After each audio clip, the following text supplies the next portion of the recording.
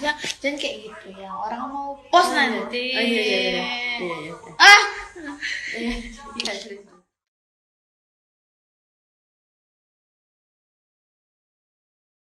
Viral di sosial media, video tak senonoh seorang wanita diduga anggota Satuan Polisi Pamong Praja atau Satpol PP yang diremas bagian intimnya oleh wanita yang berpenampilan seperti laki-laki atau cewek tomboy.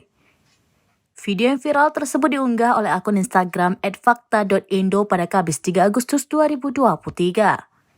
Dalam video itu tampak seorang wanita menggunakan seragam Satpol PP yang dipangku oleh cewek tomboy. Awalnya tangan cewek tomboy yang menggunakan kemeja putih itu tampak memegang tangan sang wanita yang berseragam Satpol PP. Namun saat wanita yang diduga Satpol PP itu menekan tombol perekam pada smartphone-nya, tiba-tiba si cewek tomboy meremas payudara wanita tersebut. Oknum anggota Satpol PP wanita itu sontak kaget dan memarahi si cewek tomboy yang meremas bagian intimnya. Wanita tersebut mengatakan bahwa video yang mereka rekam saat itu niatnya akan ia posting nantinya.